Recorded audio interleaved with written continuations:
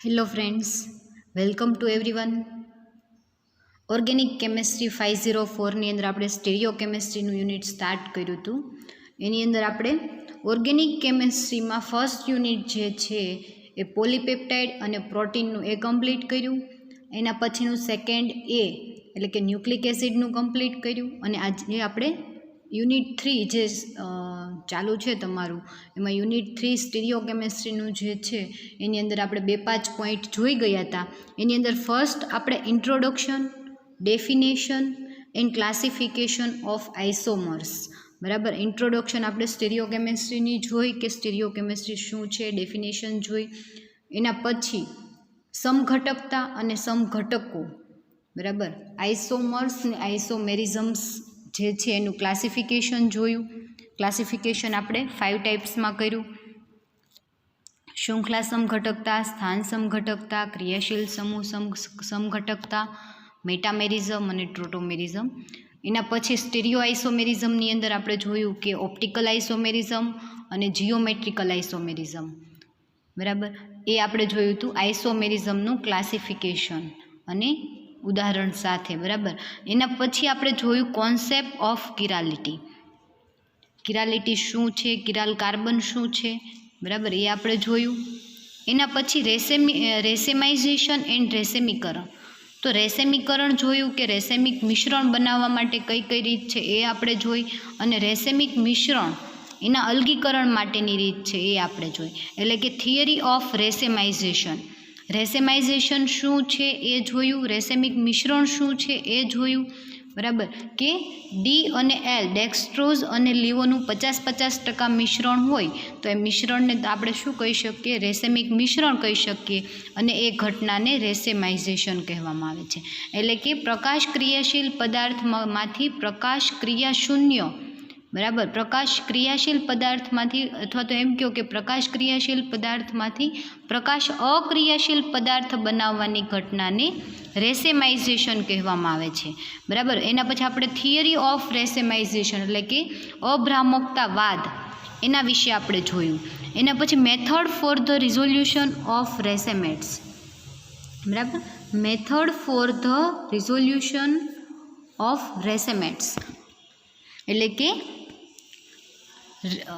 અલગીકરણ માટેની રીત. રેસેમિક મિશ્રણ જે છે ડી અને એલ, ડેક્સ્ટ્રોઝ અને લીવો, દક્ષિણ ભ્રમણીય અને વામ ભ્રમણીય જે છે એનું મિશ્રણ છે. એમાંથી તમારે દક્ષિણ ભ્રમણીય અને વામ ભ્રમણીય અલગ અલગ કરવા હોય તો એના માટેની અલગીકરણની રીત જોઈતી, રિઝોલ્યુશનની મેથડ જોઈતી, બરાબર. તો એ જે મેથડ હતી એમાં તમે 4 મેથડ જોઈ. ફર્સ્ટ મેથડ હતી એ યાંત્રિક પદ્ધતિ દ્વારા, સેકન્ડ બહારથી સ્ફટિક ઉમેરીને, થર્ડ મેથડ હતી એ બાયોકેમિકલ રિએક્શન, અને ફોર્થ હતી ડાયાસ્ટીરિયોમર્સની રીત. અને ડાયાસ્ટીરિયોમર્સની રીતની અંદર સબ ટાઈપની અંદર તમે 2, 3, 4 જોઈતી કે એસિડ, બેઝ અથવા તો કાર્બોનિલ સમૂહ તરીકે તમારે આલ્ડીહાઇડ છે, એસ્ટર છે અથવા તો એમાઇડ સંયોજનો જે છે એની તમે ડી અને એલ એટલે કે એનું અલગીકરણ તમે કરી શકો છો. કઈ મેથડ દ્વારા? ડાયાસ્ટીરિયોમરની મેથડ દ્વારા. તો એ આપણે જોઈ લીધું. એના પછી મેથડ ફોર એસિમેટ્રિક સિન્થેસિસ, અસમ સંશ્લેષણની રીત. એ અસમ સંશ્લેષણની રીત આપણે 2 જોવાની છે. એમાં તમારે 2 મેથડ અસમ સંશ્લેષણની, એ 2 જે છે આંશિક અને એ બંને મેથડ આપણે જોઈ લઈશું. એસિમેટ્રિક સિન્થેસિસ માટેની એક પોઈન્ટ વચ્ચે આપણે બાકી રહી ગયો છે. એના પછી આપણે જોયું હતું વાલ્ડન વિપરીતીકરણ, બરાબર. વાલ્ડન વિપરીતીકરણની ઇફેક્ટ શું બતાવે છે તો કે વાલ્ડન વિપરીતીકરણ લાસ્ટ લેક્ચરમાં આપણે જોઈ ગયા હતા કે રેસેમાઇઝેશન શું હતું તો કે ડી અને એલનું 50-50% મિશ્રણ અને બંને પ્રકાશ ક્રિયાશીલમાંથી પ્રકાશ અક્રિયાશીલ બનાવવા માટેની ઘટનાને રેસેમીકરણ કહેવામાં આવે છે. તો વાલ્ડન વિપરીતીકરણ શું છે તો કે ડીમાંથી એલ અને એલમાંથી ડી, બરાબર. દક્ષિણ ભ્રમણીય અને વામ ભ્રમણીય જે કમ્પાઉન્ડ છે, દક્ષિણ ભ્રમણીય અને વામ ભ્રમણીય. તો દક્ષિણ ભ્રમણીયમાંથી વામ ભ્રમણીય બનાવવાની ઘટનાને અને વામ ભ્રમણીયમાંથી દક્ષિણ ભ્રમણીય ડેક્સ્ટ્રોઝમાંથી લીઓ અને લીઓમાંથી ડેક્સ્ટ્રોઝ બનાવવાની જે ઘટના છે એને શું કહેવાય? વાલ્ડન વિપરીતીકરણની ઘટના કહેવાય. તો એની અંદર આપણે એક ઉદાહરણ જોયું હતું વાલ્ડન વિપરીતીકરણમાં કે જે SN2 રિએક્શન સાથે કનેક્ટ છે, SN2 રિએક્શન સાથે જોડાયેલી છે વાલ્ડન વિપરીતીકરણની અસર.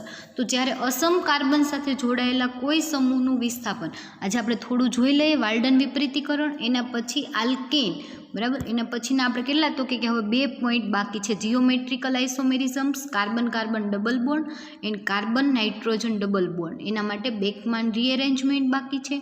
અને છેલ્લે તમારે સિસ અને ટ્રાન્સ આઇસોમર્સ એટલે કે સિસ અને ટ્રાન્સ ભૌમિતિક સમઘટકો જે છે એના માટેની મેથડ ડિટર્મિનેશન બનાવવા માટેની મેથડ જે છે એ તમારે જોવાની છે. એ સિવાય આપણે શું બાકી છે તો કે આલ્કેન, સ્પાઇરેન અને ડાયફિનાઇલ ડેરિવેટિવ્સ માટે તમારે ઓપ્ટિકલ એક્ટિવિટીઝ જોવાની છે. એટલે કે આલ્કેન, સ્પાઇરેન અને ડાયફિનાઇલ કમ્પાઉન્ડમાં તમારે પ્રકાશીય સમઘટકતા જોવાની છે. એમાં આપણે લાસ્ટ આલ્કેન કમ્પાઉન્ડ માટે જોઈ હતી, સ્પાઇરેન અને ડાયફિનાઇલ કમ્પાઉન્ડ માટે બાકી છે. એ આપણે બંને આજે જોઈ લઈએ. સ્પાઇરેન અને ડાયફિનાઇલ કમ્પાઉન્ડ ડેરિવેટિવમાં પ્રકાશીય સમઘટકતા. એટલે આજે આપણે આ પોઈન્ટ ક્લિયર કરી દઈએ. આલ્કેન, સ્પાઇરેન અને ડાયફિનાઇલ કમ્પાઉન્ડ આ વાલ્ડન વિપરીતીકરણની ઇફેક્ટ આપણે ગયા લેક્ચરમાં જોઈ લીધી હતી, બરાબર. એટલે તમારે હવે જીઓમેટ્રિકલ આઇસોમેરિઝમ્સ બાકી રહી અને રીએરેન્જમેન્ટ બેકમાન પુનઃરચના જે છે એના માટેની એ એક બાકી રહેશે. અને સાથે તમારે સિસ અને ટ્રાન્સ ભૌમિતિક સમઘટકો જે છે એને તમારે મેથડ એની ડિટર્મિનેશનની મેથડ જે છે એ એક બાકી રહેશે. એક આપણે આગળ પોઈન્ટ બાકી છે યુનિટની અંદર, મેથડ ફોર એસિમેટ્રિક સિન્થેસિસ, અસમ સંશ્લેષણની રીત, બરાબર. એટલે આ 3 ટોપિક તમારા બાકી રહી છે, આપણે નેક્સ્ટ લેક્ચરમાં જોઈ લઈશું. આજે આપણે વાલ્ડન વિપરીતીકરણ, molecular asymmetric and optical activities of alkane, spirane અને ડાયફિનાઇલ ડેરિવેટિવ્સ જે છે એના વિશે આપણે જોઈ લઈએ.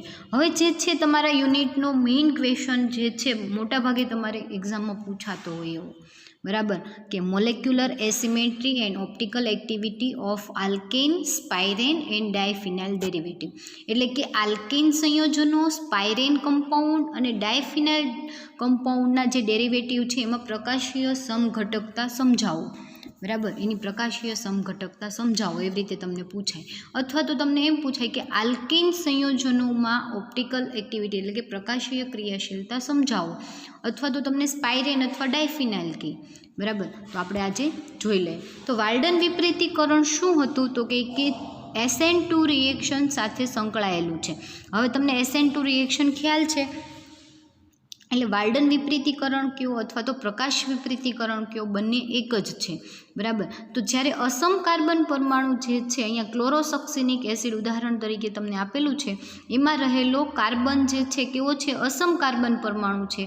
અને અસમ કાર્બન પરમાણુ સાથે જોડાયેલા સમૂહ એટલે કે અહીંયા ક્લોરીન, હાઇડ્રોજન, કાર્બોક્સિલિક એસિડ એ જ 4 ફંક્શનલ ગ્રુપ છે, અલગ અલગ છે, એટલે એને કેવો કીધો? અસમ કાર્બન પરમાણુ કીધો.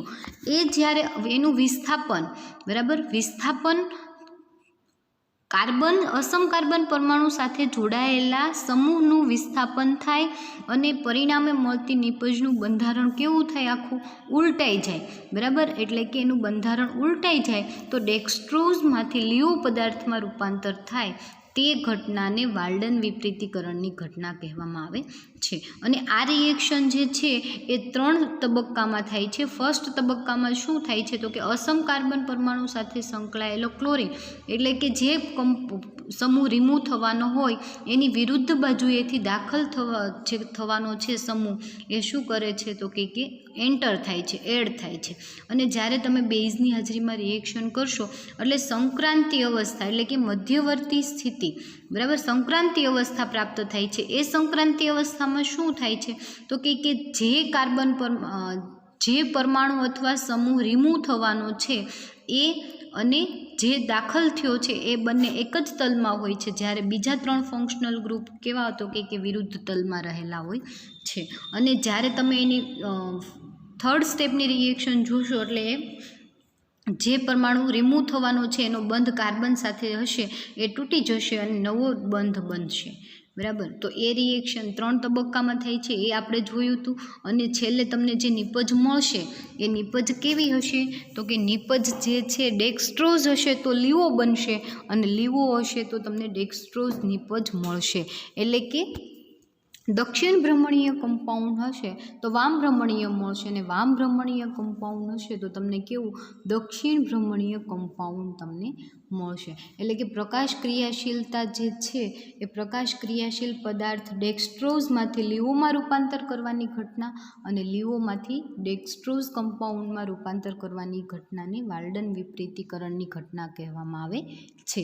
જો તમને ક્વેશ્ચન એવી રીતે ન પૂછાય કે વાલ્ડન વિપરીતીકરણ સમજાવો અથવા તો પ્રકાશીય વિપરીતીકરણ સમજાવો, એવી રીતે ન પૂછાય તો તમને એવી રીતે પૂછી શકે કે ડેક્સ્ટ્રોઝ પ્રકાશ ક્રિયાશીલ પદાર્થ ડેક્સ્ટ્રોઝમાંથી લીવો પદાર્થ મેળવવાની ઘટના સમજાવો, અથવા તો લીવો પદાર્થ બનાવવાની વિપરીતીકરણની અસર સમજાવો. તો તમારે કયો ક્વેશ્ચન લખવાનો? વાલ્ડન વિપરીતીકરણ લખવાનો. બરાબર. તો આ જે ઘટના છે એ 3 તબક્કામાં થાય છે. પ્રથમ તબક્કામાં વિસ્થાપિત સમૂહ જે છે એની વિરુદ્ધ દિશાએથી દાખલ થનાર સમૂહ પ્રવેશ પામે છે. બરાબર. એટલે આપણે જ્યારે SN2 રિએક્શન જોઈ એની અંદર આપણને ખ્યાલ આવ્યો કે જે સમૂહ રિમૂવ થવાનો છે એની વિરુદ્ધ બાજુએથી દાખલ થવાનો સમૂહ જે છે એ શું? વિરુદ્ધ બાજુએથી જે દાખલ થવાનો સમૂહ છે એ શું કરશે? પ્રવેશ પામશે. વચગાળાની સંક્રાંતિ સ્થિતિમાં બાકીના 3 સમૂહો તથા કાર્બન એક જ તલમાં છે, તથા અણુને છોડી જનાર અને દાખલ થનારા સમૂહો તે સમતલની બંને બાજુએ એટલે વિરુદ્ધ રહેલા છે. જુઓ, એ જે તમને ત્રુટક લાઈનથી બતાવેલા છે એ એક તલમાં છે. આ 3 કાર્બન અને 3 સમૂહ જે છે એક જ તલમાં છે. જ્યારે દાખલ થવાવાળો OH ગ્રુપ અને રિમૂવ થવાવાળો ક્લોરીન ગ્રુપ જે છે એ કેવા છે? તો કે એની વિરુદ્ધ બાજુએ. એટલે કે કાર્બન જે છે ક્લોરીન એની પાછળના ભાગમાં, તો OH ગ્રુપ જે છે એના આગળના ભાગમાં છે. બરાબર. એ તમારે ઇમેજ કરવાનું છે, ઇમેજિનેશન કરવાનું છે કે આવી રીતે જોડાયેલા છે. હવે જ્યારે થર્ડ સ્ટેપમાં શું થશે? તો કે આખરે દાખલ થનારા સમૂહનો બંધ બની જાય છે તથા મુક્ત થનાર સમૂહનો બંધ કેવો થાય છે? તૂટી જાય છે. આ ફેરફાર દરમિયાન બાકીના 3 સમૂહના બંધો છત્રીની જેમ ઉલટાઈ જાય છે. કઈ રીતે?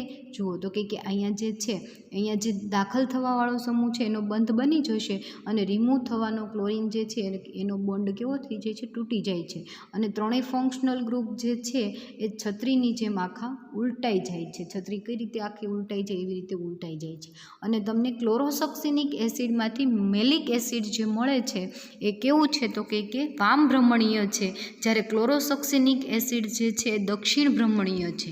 એટલે ક્લોરોસક્સિનિક એસિડ ડેક્સ્ટ્રોઝ અને ડેક્સ્ટ્રોઝમાંથી રૂપાંતર થયું લીવોમાં. એટલે ડેક્સ્ટ્રોઝમાંથી જે લીવોમાં રૂપાંતર થાય છે એ ઘટનાને વાલ્ડન વિપરીતીકરણની ઘટના કહેવામાં આવે છે. અહીંયા મેલિક એસિડ જે છે એ વામ ભ્રમણીય છે, અને વામ ભ્રમણીય છે કે દક્ષિણ ભ્રમણીય છે એ કઈ રીતે તમને ખ્યાલ આવશે? તો કે જ્યારે તમે પોલારીમીટરનો પ્રેક્ટિકલ કરો. બરાબર. પોલારીમીટરના નામના સાધનની અંદર તમે એનો પરિભ્રમણ કોણ માપી શકો કે દક્ષિણ ભ્રમણીય છે કે વામ ભ્રમણીય છે. તો દક્ષિણ ભ્રમણીય અને વામ ભ્રમણીય જે કમ્પાઉન્ડ પ્રકાશ ક્રિયાશીલ છે એના માટેની વાલ્ડન વિપરીતીકરણની અસર અથવા તો પ્રકાશ વિપરીતીકરણની અસર. બરાબર. તમને 5 કે 7 માર્કમાં ક્વેશ્ચન પૂછાય તો તમારે અહીંયા સુધીનું બતાવવાનું કે વાલ્ડન વિપરીતીકરણની અસર જે છે એ. અને વિસ્થાપન દરમિયાન આવું વિપરીતીકરણ થશે કે નહીં તેનો આધાર શેના ઉપર રહે છે? પ્રક્રિયક ઉપર, દ્રાવક ઉપર અને તાપમાન ઉપર આધાર રાખે છે. બરાબર. કે દક્ષિણ ભ્રમણીયમાંથી વામ ભ્રમણીય મળશે કે નહીં મળે એનો આધાર શેના ઉપર રહેલો છે? પ્રક્રિયક ઉપર, દ્રાવક ઉપર અને તાપમાન ઉપર આધાર રાખે છે. કદાચ તમને 1 માર્કમાં ક્વેશ્ચન પૂછાય તો 1 માર્કના ક્વેશ્ચન સાથે તમે લખતા જાજો અથવા ટીક કરતા જાજો. હું તમને બધા ક્વેશ્ચનની અંદર 1 માર્કના કહેતી જતી હોય છું કે તમે અહીંયા 1 માર્કનો ક્વેશ્ચન પૂછાય એવો છે, અહીંયા તમને ઓબ્જેક્ટિવ પૂછાય એવો છે, અથવા તો આ 2 માર્કનો ક્વેશ્ચન પૂછાય, આ 8 માર્કનો પૂછાય, આ 10 માર્કનો પૂછાય. તમને હું યુનિટ દરમિયાન જે 1 લેતી હોય લેક્ચર એમાં કહેતી જતી હોય છું. બરાબર. એટલે એ તમારે હોમવર્ક ઘરે કરતું રહેવાનું કે 1 માર્કનો આ વિકલ્પ છે તો તમારે સાઈડમાં લખી નાખવાનો બુકમાં કે આ 1 માર્કમાં પૂછાશે, અથવા તો તમને ઓબ્જેક્ટિવ ટાઈપ હોય તો તમારે ઓબ્જેક્ટિવ ટાઈપ લખી નાખવાનો કે આ પૂછાઈ શકે, બરાબર. એટલે આવું સાથે એક નોટ કરતા રહેજો, બરાબર. એટલે જ્યારે તમારે એક્ઝામ વખતે ડાયરેક્ટ રીડિંગ કરવું હોય તો તમારે બુકમાંથી કરી શકો, કે એક માર્કના ક્વેશ્ચન હોય તો ડાયરેક્ટ તમે નજર જ ફેરવવાની રહી તમારે કે એક માર્કના ક્વેશ્ચન આ યુનિટમાંથી એટલા પૂછાય એવા છે, આ યુનિટમાંથી એટલા પૂછાય એવા છે.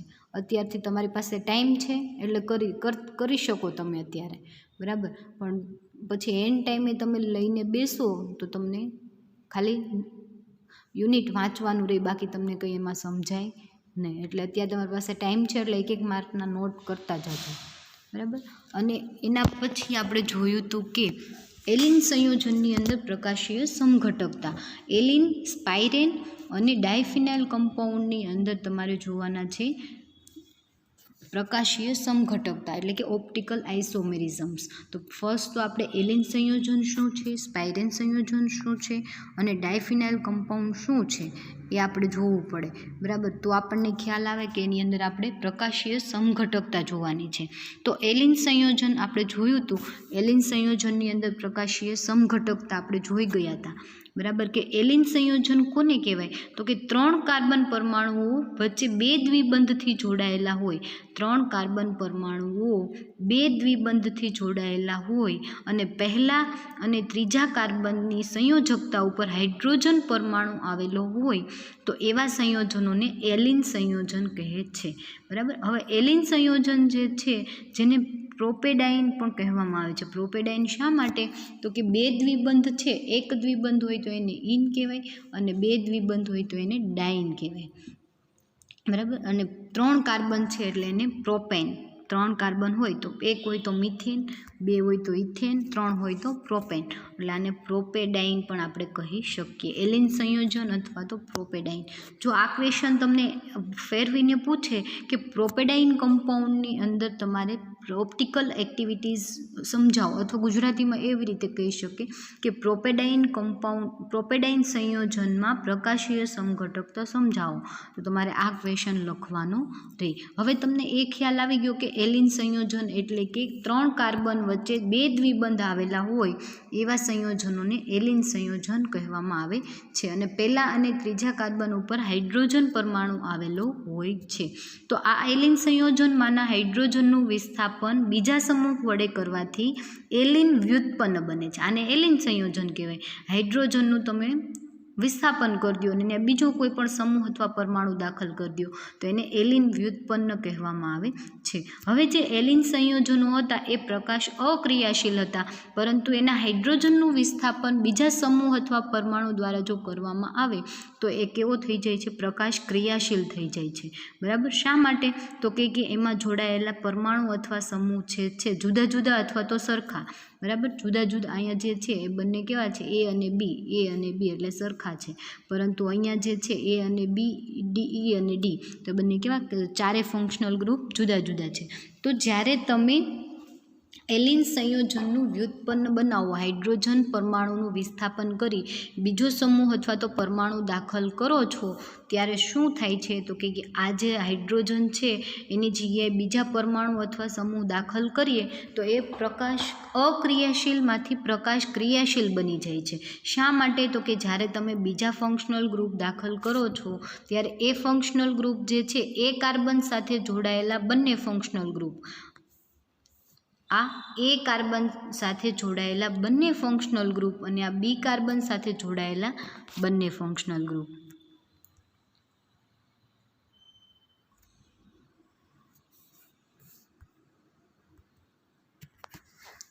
બરાબર. એટલે એ અને બી ફંક્શનલ ગ્રુપ સાથે જોડાયેલા, એ અને બી સાથે જોડાયેલા, બરાબર, બંને જગ્યાએ એ અને સી કાર્બન સાથે જોડાયેલા પરમાણુ અથવા સમૂહ એ જે છે એ કેવા છે તો કે પરમાણુ અથવા સમૂહ જુદા જુદા હોવાના લીધે એ જુદા જુદા તલમાં આવેલા છે.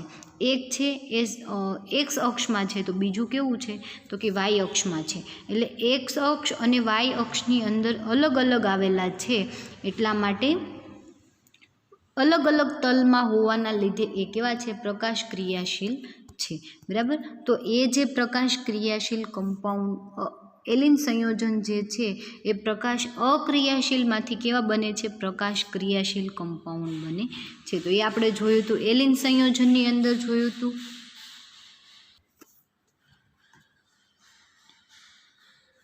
તો એ એલિન સંયોજનની અંદર આપણે જોયું હતું અને એના હાઇડ્રોજન પરમાણુના સ્થાને આપણે બેન્ઝીન રિંગ અને નેપ્થેલિન રિંગ એડ કરી અને આપણે એની અંદર પ્રકાશ અક્રિયાશીલમાંથી આપણે પ્રકાશ ક્રિયાશીલ કમ્પાઉન્ડ બનાવ્યું હતું. એની અંદર આપણે હાઇબ્રિડાઇઝેશન પણ જોયું હતું કે વચ્ચેનો કાર્બન જે છે એ કયું તો કે sp સંકૃત કક્ષક છે, જ્યારે પહેલો અને ત્રીજો કાર્બન જે છે એ બંને કેવા છે? sp2 હાઇબ્રિડાઇઝેશન દર્શાવે છે.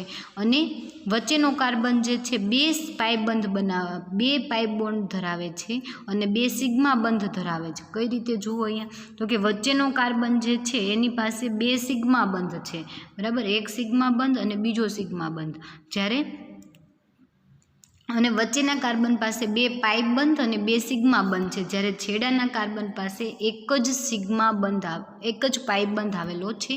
પહેલા અને ત્રીજા કાર્બન પાસે એક પાઇ બંધ અને વચ્ચેનો જે ત્રીજો કાર્બન છે એની પાસે બે પાઇ બંધ આવેલા છે. એ આપણે જોયું હતું. અને સાથે ડી અને ઈ સમૂહો જે છે દાખલ કર્યા હતા એના માટે, બરાબર, એ આપણે જોઈ ગયા હતા કે એના હાઇડ્રોજન પરમાણુના સ્થાને આપણે જુદા જુદા પરમાણુ અથવા સમૂહ દાખલ કરીએ તો એ જે પ્રકાશ અક્રિયાશીલ કમ્પાઉન્ડ છે એ કેવો તો કે પ્રકાશ ક્રિયાશીલ કમ્પાઉન્ડ બની જાય છે. એના માટે આપણે ઉદાહરણ જોયું હતું 1,3-ડાય 1-નેપ્થાઇલ 1,3-ડાયફિનાઇલ પ્રોપેનોલ જે છે આ ઉદાહરણ એ પ્રકાશ અક્રિયાશીલ છે. એમાંથી ડાયનેપ્થાઇલ ફિનાઇલ એલિન સંયોજન આપણે બનાવ્યું હતું. એનો અહીંયા હાઇડ્રોજન જે છે કેવો થઈ જાય છે? OH ગ્રુપ જે છે એ વચ્ચેનો હાઇડ્રોજન લઈ H2O સ્વરૂપે દૂર થાય છે, એટલે આ OH ગ્રુપ અહીંયા આવશે નહીં, એ આપણે જોયું હતું. એટલે એ કમ્પાઉન્ડ જે છે ડાયનેપ્થાઇલ ફિનાઇલ એલિન એ કેવું છે તો કે પ્રકાશ ક્રિયાશીલ છે, બરાબર. એટલે પ્રકાશીય સમઘટકતા આપણે જોઈએ, બરાબર, પ્રકાશીય સમઘટકતા. તો પ્રકાશીય સમઘટકતા શું કહે છે તો કે એલિન સંયોજન છે, એલિન સંયોજનની અંદર છેડાના કાર્બન ઉપર રહેલા હાઇડ્રોજન પરમાણુ આપણે રિમૂવ કરીએ અને એની જગ્યાએ બીજા પરમાણુ અથવા તો સમૂહ દાખલ કરીએ તો શું થાય છે તો કે દાખલ કરીએ તો પ્રકાશ અક્રિયાશીલમાંથી કમ્પાઉન્ડ છે પ્રકાશ ક્રિયાશીલ બની જાય છે, બરાબર. પ્રકાશ અક્રિયાશીલમાંથી પદાર્થ પ્રકાશ ક્રિયાશીલ બની જાય છે. તો એ હતું એલિન સંયોજનની અંદર. એલિન સંયોજનની અંદર આપણે પ્રકાશીય સમઘટકતા જોઈ. એની અંદર એક બીજું ઉદાહરણ આપણે જોઈએ કે એલિન સંયોજનની અંદર એલિનિક એસિડ અને એલિનિક ડાયકાર્બોક્સિલિક એસિડ. હવે એલિનિક એસિડ જે છે એની અંદર ક્રિયાશીલ સમૂહ તમે જુઓ, અહીંયા હાઇડ્રોજન છે, અહીંયા મિથાઇલ ગ્રુપ છે, અહીંયા કાર્બોક્સિલિક એસિડ છે, અહીંયા તમને બ્યુટાઇલ છે, બરાબર. તો એ ચાર ક્રિયાશીલ સમૂહ અલગ અલગ છે એની જગ્યાએ તમે સરખા કરી લ્યો બંને જગ્યાએ તો એ પદાર્થ કેવો બની જાય છે? પ્રકાશ ક્રિયાશીલ બની જાય છે. એટલે પ્રકાશ અક્રિયાશીલમાંથી કમ્પાઉન્ડ કેવો? પ્રકાશ ક્રિયાશીલ બને છે. પણ શેના લીધે? તો કે એમાં રહેલા હાઇડ્રોજન પરમાણુ જે છે એની જગ્યાએ જુદા જુદા અથવા તો બંને જગ્યાએ સરખા, બરાબર. આપણે આની અંદર જોયું હતું કઈ રીતે તમારે એની અંદર ફંક્શનલ ગ્રુપ એડ કરવાના છે. તો કે આ બંને સરખા ઉપરના અને નીચેના બંને સરખા, અથવા તો ચારેય તમે કેવા લઈ લો? અલગ અલગ લઈ લો. તો એ કમ્પાઉન્ડ જે છે કેવો બની જાય છે? પ્રકાશ ક્રિયાશીલ બની જાય. હાઇડ્રોજનને રિમૂવ કરી દીધા, બરાબર, ચારે ચાર હાઇડ્રોજન રિમૂવ થઈ ગયા, અથવા તો 4માંથી 3 રિમૂવ થઈ ગયા અને બંને જગ્યાએ ઉપરના બંને જગ્યાએ સરખા અથવા નીચેના બંને જગ્યાએ સરખા. એમ ન કરો તો ચારે ચાર ક્રિયાશીલ સમૂહ અલગ અલગ લઈ લો, બરાબર. અને જે કમ્પાઉન્ડ બને એ કેવો બને છે? પ્રકાશ ક્રિયાશીલ બને છે. એટલે અહીંયા તમને એલિનિક એસિડ જે છે એ પણ પ્રકાશ ક્રિયાશીલ છે અને એલિનિક ડાયકાર્બોક્સિલિક એસિડ જે છે એ પણ પ્રકાશ ક્રિયાશીલ પદાર્થ છે. અને એ તમે જુઓ તો એલિન સંયોજન કહી શકીએ. આ વચ્ચેનો એક પોઈન્ટ રહી ગયો તો એના લીધે થઈને આપણે આજે આખું એલિન કમ્પાઉન્ડ જે છે એ આપણે જોયું. હવે આપણે જોઈએ સ્પાઇરેન વ્યુત્પન્ન, બરાબર. સ્પાઇરેન કમ્પાઉન્ડની અંદર પ્રકાશ ક્રિયાશીલતા. તો હવે સ્પાયરીન કમ્પાઉન્ડ કોને કહેવાય? તો સેમ એલિન સંયોજન જે છે એના દ્વિબંધના સ્થાને તમે 2 ચક્રીય રિંગ દાખલ કરી દો. બરાબર. એલિન સંયોજન જે છે એમાં શું આવેલું છે? 2 દ્વિબંધ આવેલા છે. એ દ્વિબંધના સ્થાને તમે એક ચક્રીય, બંને જગ્યાએ એક એક ચક્રીય રિંગ એટલે કે એરોમેટિક કમ્પાઉન્ડ, બરાબર, ચક્રીય રિંગ દાખલ કરી દો. 4 કાર્બનવાળી, 5 કાર્બનવાળી કે 6 કાર્બનવાળી દાખલ કરવામાં આવે તો તેવા વ્યુત્પન્નને સ્પાયરેન વ્યુત્પન્ન કહેવામાં આવે છે.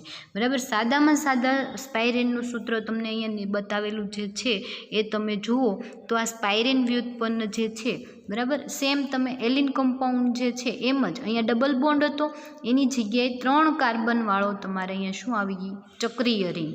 બરાબર. 3 કાર્બનવાળી, આ બીજી 3 કાર્બનવાળી. બંને દ્વિબંધના સ્થાને તમે 3 કાર્બનવાળી શું લઈ લીધી? તો કે ચક્રીય રિંગ લઈ લીધી. બરાબર. અને એ ચક્રીય રિંગ જે છે, અને એ ચક્રીય રિંગ 4, 5 કે 6 કાર્બનવાળી તમે કોઈ પણ લઈ શકો. કાં તો 4 કાર્બનવાળી લ્યો અથવા તો તમે 5 કાર્બનવાળી રિંગ લઈ શકો. અને એ એલિન સંયોજનમાંથી તમે શું બનાવો છો? સ્પાયરેન કમ્પાઉન્ડ બનાવો છો. એટલે એલિનમાંથી સ્પાયરેન કમ્પાઉન્ડ કોને કહેવાય એ તમને ખ્યાલ આવી ગયો કે એલિન સંયોજનમાં 2 દ્વિબંધ જે છે એ 2 દ્વિબંધના સ્થાને તમારે શું દાખલ કરવાનું છે? તો કે 4, 5 કે 6 અથવા તો 3 કાર્બનવાળી. 4 કાર્બનવાળી લઈ લો તો અહીંયા તમારે 4 કાર્બન આવી જાય વચ્ચે, 2 રિંગ દાખલ થઈ જાય 4 વાળી. પ્રોપેન લઈ લો તો તમારે 3 અને 5 કાર્બનવાળી લઈ લો તો પેન્ટેન. બરાબર. એવી રીતે તમે કંઈ પણ લઈ શકો. ઓકે. તો આ હતું સ્પાયરેન કમ્પાઉન્ડ કોને કહેવાય. હવે જે તમને નીચે બતાવે છે 4 હાઇડ્રોજન, પહેલા અને ત્રીજા કાર્બન ઉપર શું આવેલું હશે? તો કે 2 હાઇડ્રોજન આવેલા હશે. હવે એ બંને હાઇડ્રોજન સેમ તમે એલિન કમ્પાઉન્ડમાં જોયું હતું એના જેવું જ તે કે એ હાઇડ્રોજનના સ્થાને તમે જુદા જુદા પરમાણુ અથવા સમૂહ લઈ લો તો એ કેવું થઈ જશે? પ્રકાશ ક્રિયાશીલ થઈ જશે. બરાબર. અહીંયા જુઓ તમને આ ફંક્શનલ ગ્રુપ જે છે એ અહીંયા તમને બતાવેલા છે કે આ કાર્બન એની સાથે A અને B એવી રીતે પણ તમે દાખલ કરી શકો, અથવા તો તમે કઈ રીતે? તો કે A અને B આવી રીતે પણ દાખલ કરી શકો. પરંતુ એ શું બતાવે છે? તો કે જુદા જુદા તલની અંદર બતાવે છે કે બંને જે છે જુદા જુદા સમતલમાં છે.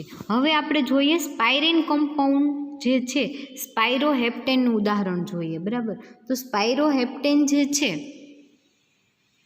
સ્પાયરોહેપ્ટેન જે છે એની અંદર તમારે છેડાના કાર્બન ઉપર રહેલા હાઇડ્રોજન, બરાબર, છેડાના કાર્બન ઉપર રહેલા હાઇડ્રોજનના સ્થાને તમારે જુદા જુદા પરમાણુ અથવા સમૂહ દાખલ કરો તો તમને નવો વ્યુત્પન્ન મળે. અને એ નવો વ્યુત્પન્ન કેવો છે? પ્રકાશ ક્રિયાશીલ છે. બરાબર. જો આપણે જોઈએ કે સ્પાયરેન કમ્પાઉન્ડ જે છે એ સ્પાયરેનનું અવકાશી સૂત્ર રચના જોતા બંને ચક્રીય રચનાઓ એકબીજાને લંબતલમાં આવેલી છે. પ્રથમ અને ત્રીજા કાર્બન સાથે જોડાયેલા બંને હાઇડ્રોજન પરમાણુના સ્થાને જુદા જુદા સમૂહ દાખલ કરવામાં આવે અને જે સંયોજનો બને તે પ્રકાશ ક્રિયાશીલ ગુણધર્મ ધરાવે છે. સૌપ્રથમ આ પ્રકારના સંયોજનોની પ્રકાશીય સમઘટકતા જેન્સમ અને પીપ નામના સાયન્ટિસ્ટે 1932માં આપી. એટલે એને સ્પાયરોસાયક્લો કમ્પાઉન્ડ કહેવામાં આવે છે. બરાબર. અને કેવા છે? તો કે પ્રકાશ ક્રિયાશીલ પદાર્થ છે. એટલે શું કહે છે? તો કે જે સ્પાયરેન કમ્પાઉન્ડ જે છે એના પહેલા અને ત્રીજા કાર્બન ઉપર રહેલા હાઇડ્રોજન પરમાણુના સ્થાને તમે બીજા પરમાણુ અથવા તો સમૂહ દાખલ કરી દો તો જે નવો સમૂહ અથવા પરમાણુ દાખલ કરો છો એના લીધે એ શું બતાવે છે? પ્રકાશ ક્રિયાશીલતા દર્શાવે છે. હવે તમને નીચેના સ્પાયરોહેપ્ટેન કમ્પાઉન્ડ દેખાય છે એના કાર્બન ઉપર તમે જુઓ તો બંને જગ્યાએ અહીંયા ઉપરનો સમૂહ જે છે હાઇડ્રોજન છે અને નીચે NH2 ફંક્શનલ ગ્રુપ છે. બરાબર. એટલે એ આ એક તલમાં હશે તો આ કેવું હશે? એને આ એક્સ અક્ષમાં હશે તો આ કેવું હશે? વાય અક્ષમાં હશે. હવે તમને હું એમ કહું કે એક્સ અક્ષમાં છે તો એને તમે હું મોટા બોક્સ દ્વારા દર્શાવીશ, અને વાય અક્ષમાં હશે એને આપણે પતલું અને નાના બોક્સમાં બતાવશું એટલે તમને ખ્યાલ આવે કે આ જે છે બોર્ડની અક્ષમાં છે અને આ કેવું છે બોર્ડને લંબ છે, બરાબર. એટલે આગળની બાજુ અને પાછળની બાજુ છે એવું આપણે એને દર્શાવી શકીએ. એટલે તમને ખ્યાલ આવે કે કઈ બાજુ બોન્ડ બતાવેલો છે. ઓકે, તો સ્પાયરોહેપ્ટેન કમ્પાઉન્ડની અંદર આપણે જોયું અને હજી એક ઉદાહરણ આ સાઈડ આપેલું છે કે હાઇડ્રોજન પરમાણુના સ્થાને COOH અને NH2 ફંક્શનલ ગ્રુપ દાખલ કરી અને શું બનાવેલું છે, સ્પાયરેન વ્યુત્પન્ન બનાવેલા છે, બરાબર. સ્પાયરોહેપ્ટેનના વ્યુત્પન્ન. હેપ્ટેન શા માટે કીધું તો કે એની અંદર કેટલા 7 કાર્બન આવેલા છે અને 2 ચક્રીય રચના છે એટલે સ્પાયરોહેપ્ટેન કમ્પાઉન્ડ કીધા, બરાબર. અને એના વ્યુત્પન્ન છે એટલે એના હાઇડ્રોજન પરમાણુના સ્થાને જુદા જુદા ક્રિયાશીલ સમૂહ આવેલા છે. તો આ હતું તમારે સ્પાયરો વ્યુત્પન્નની અંદર પ્રકાશીય સમઘટકતા. તો એલિન સંયોજન અને સ્પાયરેન સંયોજન બંનેમાં સરખું જ એલિન સંયોજન જે ડબલ બોન્ડ ધરાવે છે એના જગ્યાએ સ્પાયરેન કમ્પાઉન્ડ શું દર્શાવે છે, સાયક્લિક રચના દર્શાવે છે. એ સાયક્લિક રચના 3, 4, 5 કે 6 સભ્યોવાળી હોઈ શકે અને એલિન સંયોજનના દ્વિબંધના સ્થાને જ્યારે સાયક્લિક રિંગ આવી જાય તો એને સ્પાયરો કમ્પાઉન્ડ, સ્પાયરેન અથવા તો સ્પાયરો વ્યુત્પન્ન કહેવામાં આવે છે. અને એના છેડાના કાર્બન ઉપર રહેલા હાઇડ્રોજન પરમાણુના સ્થાને જ્યારે બીજો પરમાણુ અથવા સમૂહ દાખલ કરવામાં આવે તો એ પ્રકાશ અક્રિયાશીલમાંથી કેવો પ્રકાશ ક્રિયાશીલ બને છે. એટલે વન ટાઈપ ઓફ કઈ મેથડ થઈ તો કે વન ટાઈપ ઓફ વાલ્ડન વિપરીતીકરણની અસર થઈ બંને કમ્પાઉન્ડ બતાવે છે, બરાબર. વાલ્ડન વિપરીતીકરણની અસર તમને પૂછાય કે 8 કે 10 માર્કમાં જો પૂછાય તો તમારે એલિન અને સ્પાયરેન કમ્પાઉન્ડનું એક ઉદાહરણ આપી અને તમે એને બતાવી શકો કે આની અંદર વાલ્ડન વિપરીતીકરણની ઘટના જોવા મળે છે.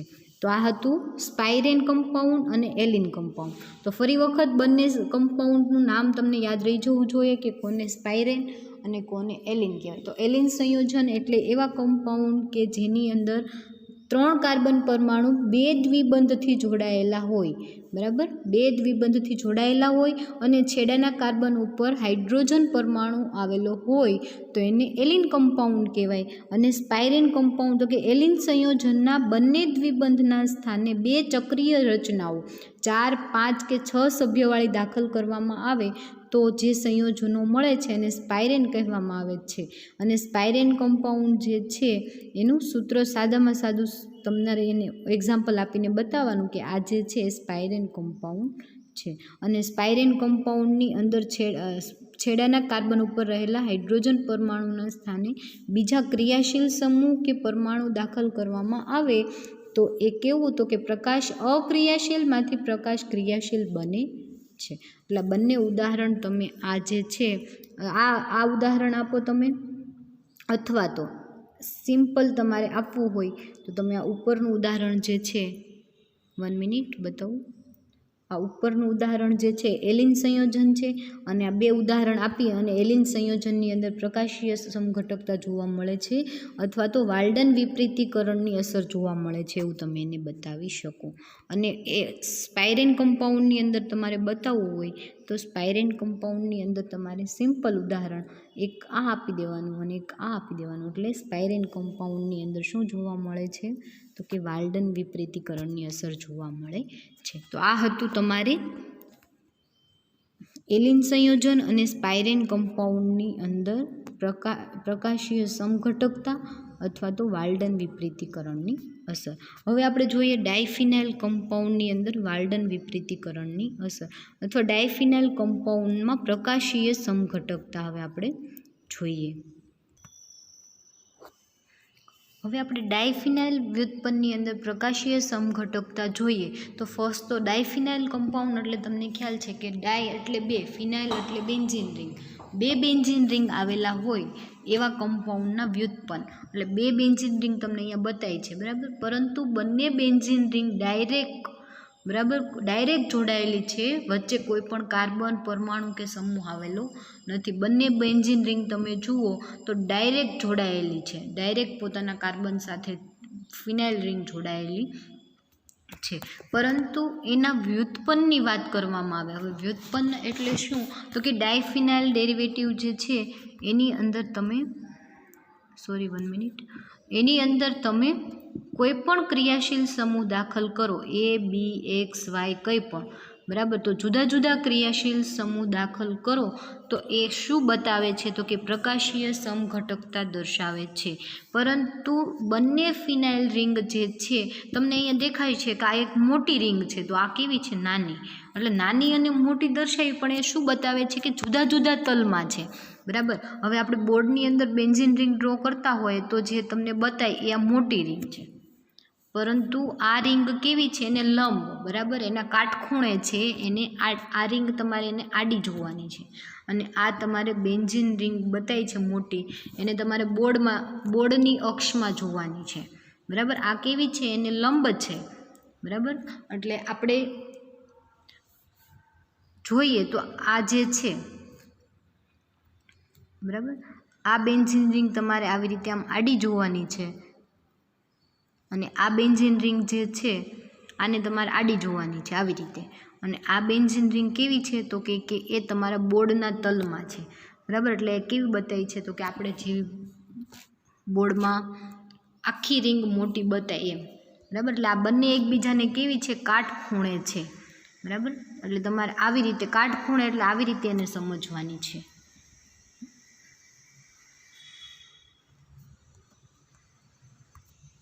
તો હવે આપણે જોઈએ ડાયફિનાઇલ વ્યુત્પન્નની અંદર પ્રકાશીય સમઘટકતા. તો આપણે એલિન અને સ્પાઇરેન કમ્પાઉન્ડ જે છે એ એલિન અને સ્પાઇરેન કમ્પાઉન્ડમાં જોયું કે એલિન સંયોજનમાં જે સમઘટકતા જોવા મળે છે એ શેના લીધે? તો કે દ્વિબંધના લીધે જોવા મળે છે. શેના લીધે? દ્વિબંધના કારણે. જ્યારે સ્પાઇરેન કમ્પાઉન્ડ જે છે એની અંદર પ્રકાશીય સમઘટકતા એની અંદર રહેલા પરમાણુ અથવા સમૂહ, હાઇડ્રોજન પરમાણુના સ્થાને બીજા પરમાણુ અને સમૂહ દાખલ કરવામાં આવે તો એના લીધે પ્રકાશીય સમઘટકતા ઉત્પન્ન થતી હતી. પરંતુ અહીંયા ડાયફિનાઇલ વ્યુત્પન્નની અંદર કેવું છે? તો કે બંને બેન્ઝીન રિંગ જે છે, બરાબર, એ બંને બેન્ઝીન રિંગ જે છે જુદા જુદા તલમાં આવેલી છે, બરાબર. અને એ એકબીજાને પરિભ્રમણ કરે છે. એટલે એના લીધે શું જોવા મળે છે? પ્રકાશીય સમઘટકતા. કઈ રીતે? તો કે જો આ તમને ઉદાહરણ દેખાય છે, બંને બેન્ઝીન રિંગ જે છે એ એકબીજાને કાટખૂણે આવેલી છે અને બંને પરિભ્રમણ દર્શાવે છે. પરિભ્રમણ એટલે આ આવી રીતે પરિભ્રમણ દર્શાવે છે, આ આવી રીતે પરિભ્રમણ દર્શાવે છે. એક તમને ઉપરની સાઈડ અને એક નીચેની સાઈડ પરિભ્રમણ દર્શાવે. એટલે ડાયફિનાઇલ વ્યુત્પન્નમાં નિયંત્રિત પરિભ્રમણ જોવા મળે છે અને એના કારણે પ્રકાશીય સમઘટકતા જોવા મળે છે, બરાબર. જ્યારે એલિન અને સ્પાઇરેન કમ્પાઉન્ડમાં શેના લીધે? તો કે દ્વિબંધના કારણે અને કાર્બન પર આવેલા હાઇડ્રોજન પરમાણુના સ્થાને બીજો ક્રિયાશીલ સમૂહ આવવાના લીધે પ્રકાશીય સમઘટકતા જોવા મળતી હતી. જ્યારે ડાયફિનાઇલ કમ્પાઉન્ડમાં બંને ફિનાઇલ રિંગ જે છે એમાં નિયંત્રિત પરિભ્રમણ જોવા મળે છે અને એના કારણે સમઘટકતા જોવા મળે છે. હવે આ બેન્ઝીન રિંગ તમને જે દેખાય છે એનું તમારે ઇમેજિનેશન કરવાનું છે કે જો આવી રીતે છે એમ. બાકી તમે આ જોશો બંને બેન્ઝીન રિંગ તો તમને ખાલી એટલું જ ખબર પડશે કે આ એક સેજ મોટી બતાવવાની છે, આ એક સેજ નાની બતાવવાની છે. પણ શા માટે? તો કે આ બેન્ઝીન રિંગ છે એના કાટખૂણે આ બેન્ઝીન રિંગ આવેલી છે, બરાબર. એટલે આને કેવી બતાવેલી છે? નાની. એટલે બંને એકબીજાને લંબ છે, કાટખૂણે છે અને એ સતત શું બતાવે છે? પરિભ્રમણ દર્શાવે છે અને પરિભ્રમણના કારણે એમાં સમઘટકતા જોવા મળે છે. તો આ જે ઉદાહરણ તમને નીચે બતાવી છે ડાયનાઇટ્રો ડાયફિનિક એસિડમાં જોવા મળતી સમઘટકતા, તો એની અંદર X, A અને B, X અને Y ક્રિયાશીલ સમૂહ લઈ લીધા, અથવા તો તમે એને આવી રીતે ઉપરના બંને ક્રિયાશીલ સમૂહ સરખા, નીચેના બંને ક્રિયાશીલ સમૂહ સરખા, એવી રીતે તમે લઈ લો તો એની અંદર શું જોવા મળે છે? તો કે પ્રકાશીય સમઘટકતા જોવા મળે છે. એટલે કે આનું જે છે એનું અહીંયાથી તમે ગણો બંને બેન્ઝીન રિંગ જોડાયેલી છે, 6 ડાયનાઇટ્રો, એટલે એના છઠ્ઠા સ્થાન ઉપર 2 નાઇટ્રો ગ્રુપ અને 2 ફિનિક એટલે કે COOH ફિનિક એસિડ જે છે એ બેન્ઝોઇક એસિડ કયો અથવા તો ફિનિક એસિડ કયો, બરાબર. ફિનિક એસિડ ખાલી એટલું તમે લ્યો, બેન્ઝીન ઉપર COOH તો એને બેન્ઝોઇક એસિડ કહેવાય, અથવા તો તમારે એને બેન્ઝોઇક એસિડ ન કહેવું હોય તો બેન્ઝીનને આપણે ફિનાઇલ કહીએ છીએ અને એની ઉપર COOH એટલે એસિડ એટલે ફિનિક એસિડ. પરંતુ એના છઠ્ઠા સ્થાન ઉપર નાઇટ્રો ગ્રુપ, અને એ પાછું કેવું તો કે 2 એટલે એક ફિનિક એસિડ અને બીજું ફિનિક એસિડ અને 2 નાઇટ્રો ગ્રુપ એટલે 2 નાઇટ્રો ગ્રુપ ડાયફિનિક એસિડ, બરાબર. એ જે છે એ શું બતાવે છે? પ્રકાશીય સમઘટકતા બતાવે છે. હવે એવા તમને બીજા 2 ઉદાહરણ આપેલા છે કે અહીંયા જે છે એની અંદર તમે મિરર પ્લેટ રાખી દો, આ મિરર પ્લેટ રાખી દો, બરાબર.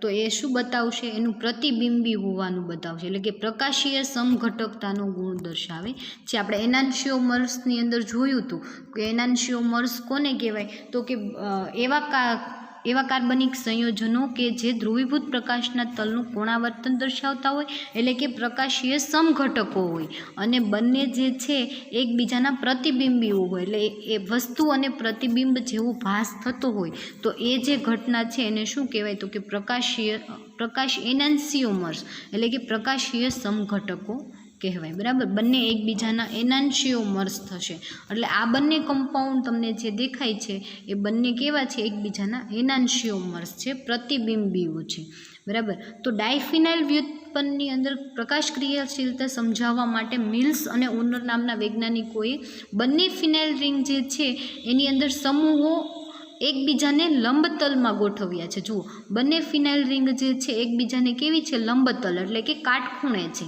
આ જે બેન્ઝીન રિંગ છે એના 90 ડિગ્રી આ તમને બતાય છે, બરાબર.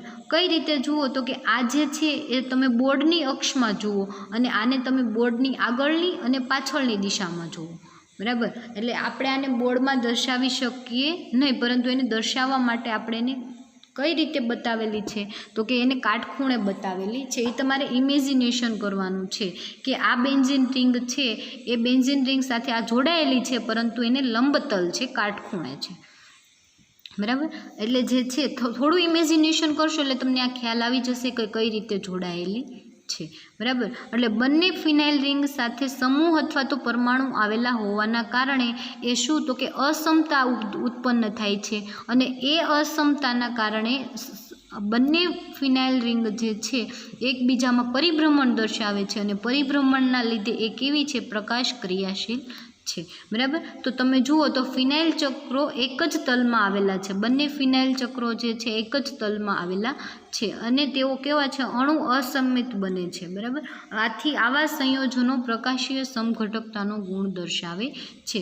આ બંને ફિનાઇલ સમૂહ એકબીજાને લંબતલમાં હોય તો 0 સ્થાનમાં રહેલા સમૂહો એકબીજાને વધુમાં વધુ દૂર ગોઠવાય છે, અને આ સમૂહોની હાજરીને કારણે બંને ફિનાઇલ ચક્રોને જોડતા એકલ બંધ આસપાસ પરિભ્રમણ શક્ય બનતું નથી, પરંતુ બંને પરિભ્રમણો એકબીજાને લંબતલમાં ગોઠવાય તે રીતે નિયંત્રિત પરિભ્રમણ થઈ શકે છે. એટલે શું કહે છે કે બંને એક જ તલમાં હોય તો એ પરિભ્રમણ શક્ય નથી, પરંતુ બંને એકબીજાને કાટખૂણે લંબ છે એટલે લંબતલમાં આવેલા છે, અને એની વચ્ચે પરિભ્રમણ શક્ય છે એકલ બંધની આસપાસ. એટલે બંને ફિનાઇલ રિંગ જે છે બંને એકલ બંધ દ્વારા જોડાયેલી છે. આ બંધ જે છે એકલ બંધ, બરાબર. બંને કાર્બન દ્વારા ડાયરેક્ટ જોડાયેલી છે એકલ બંધ દ્વારા, એટલે એની અંદર પરિભ્રમણ શક્ય બને. પરિભ્રમણ જ્યારે લંબતલ એકલ બંધની આસપાસ પરિભ્રમણ શક્ય ન બને, પરંતુ બંને એકબીજાને લંબતલમાં આવેલા છે. કેવા છે? તો કે લંબતલમાં આવેલા છે, એટલે એની અંદર પરિભ્રમણ શક્ય બને છે. એટલે શેના લીધે એમાં પરિભ્રમણ જોવા મળે છે?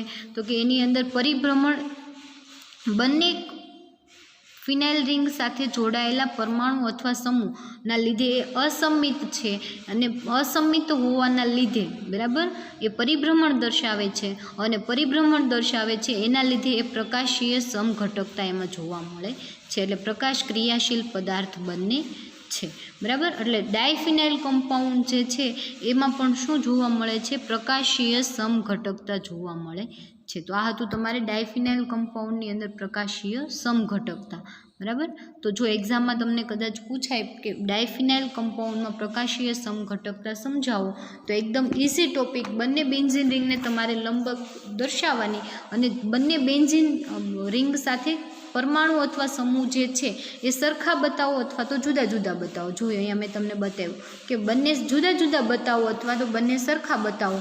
તો જુદા જુદા બતાવો તો પણ એમાં પ્રકાશીય ક્રિયાશીલતા જોવા મળશે, અને સરખા દર્શાવો તો પણ એમાં પ્રકાશીય ક્રિયાશીલતા જોવા મળશે. અને આ જે છે એ સૌપ્રથમ કોણે બતાવ્યું? તો કે ટર્નર અને લેક્રેવે નામના સાયન્ટિસ્ટ હતા. એમણે બંને આ ઘટનાને જોઈ, બરાબર, અને એમણે બંને મિલ્સના સિદ્ધાંતને અગત્યતા આપી અને આ ડાયફિનાઇલ કમ્પાઉન્ડની અંદર પ્રકાશીય સમઘટકતાને જોઈ, બરાબર. અને સિક્સ નાઇટ્રો ડાયફિનિક એસિડની અંદર પ્રકાશીય સમઘટકતા એણે દર્શાવવાની કોશિશ કરી. અથવા તો તમે આ ઉદાહરણની જગ્યાએ અહીંયા નીચે નાઇટ્રો ગ્રુપ ન્યો લ્યો, બરાબર. આ નાઇટ્રો ગ્રુપ જે છે એને તમે રિમૂવ કરી દો, ત્યાં ખાલી હાઇડ્રોજન બતાવો તો પણ એ કેવું થશે? પ્રકાશ ક્રિયાશીલ થશે. અથવા તો તમે ઉદાહરણ તરીકે અહીંયા લઈ લો સલ્ફોનિક એસિડ SO3H, અને અહીંયા ફંક્શનલ ગ્રુપ રિમૂવ કરી દો, અહીંયા ફંક્શનલ ગ્રુપ રિમૂવ કરી દો, અને અહીંયા લઈ લો SO3H, તો પણ એ કેવું થશે? તો કે પ્રકાશ ક્રિયાશીલ થશે. અથવા તો તમે અહીંયા જે બે સ્થાન છે આ બે ફંક્શનલ ગ્રુપને રિમૂવ કરી દો અને એની જગ્યાએ તમે 1, 2, 3 ટ્રાયમિથાઇલ બ્યુટેન તમે લઈ લો, બરાબર. કાર્બન કોઈ બી અહીંયા ક્રિયાશીલ સમૂહ તમે લઈ શકો. ક્રિયાશીલ સમૂહ તરીકે તમે અહીંયા કંઈ પણ લઈ શકો, NH2 લઈ લો અથવા તો ક્લોરીન લઈ લો, કંઈ પણ લઈ લો, પરંતુ એ કેવું હોવું જોઈએ? તો કે પ્રકાશ ક્રિયાશીલ હોવું જોઈએ અને પ્રકાશીય સમઘટકતા દર્શાવતું હોવું જોઈએ, બરાબર. તો એની જગ્યાએ તમે જુદા જુદા અહીંયા ABXYની જગ્યાએ જુદા જુદા ફંક્શનલ ગ્રુપ લઈ અને તમે આની અંદર પ્રકાશીય સમઘટકતા દર્શાવી શકો, બરાબર. તો ડાયફિનાઇલ કમ્પાઉન્ડની અંદર આપણે પ્રકાશીય સમઘટકતા જોઈ. એ સિવાય તમે સ્પાઇરેન કમ્પાઉન્ડની અંદર પ્રકાશીય ક્રિયાશીલતા જોઈ, અને સાથે એલિન સંયોજનની અંદર આપણે પ્રકાશીય ક્રિયાશીલતા જોઈ. તો પ્રકાશ ક્રિયાશીલતાની આપણે જે વાત કરી, પ્રકાશીય સમઘટકતા, બરાબર, પ્રકાશ સમઘટકતાની જે વાત કરી એ આપણે શેની અંદર? તો કે સ્પાઇરેન, એલિન, સ્પાઇરેન અને ડાયફિનાઇલ કમ્પાઉન્ડની અંદર આપણે પ્રકાશ ક્રિયાશીલતાની વાત કરી. આની પહેલાં આપણે જ્યારે સેમેસ્ટર 1માં સ્ટીરિયો કેમેસ્ટ્રી જોતા હતા ત્યારે આપણે પ્રકાશ ક્રિયાશીલતા શેમાં ભણ્યા હતા?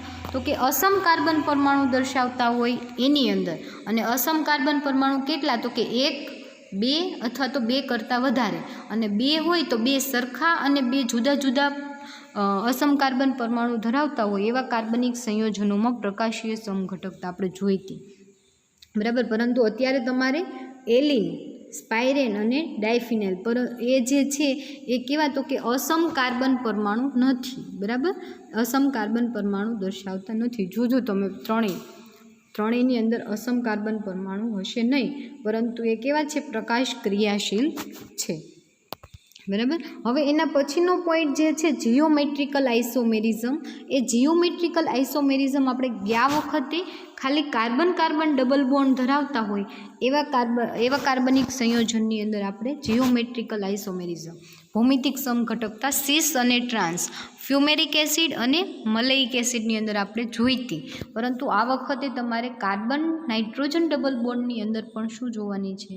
તો કે ભૌમિતિક સમઘટકતા જોવાની છે. અને એના માટે બેકમાન રીએરેન્જમેન્ટનું જે રિએક્શન જે છે, રીએરેન્જમેન્ટ એ આપણે જોઈશું.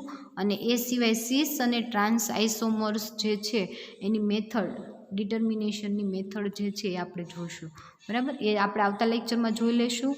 એટલે આપણે આ બંને પોઈન્ટ જે છે એ કમ્પ્લીટ થઈ જાય. અથવા તો આવતા લેક્ચરમાં ખાલી એક જ પોઈન્ટ જોઈશું કે કાર્બન ડબલ બોન્ડ અને કાર્બન નાઇટ્રોજન ડબલ બોન્ડ માટે બેકમાન પુનઃરચના, બરાબર.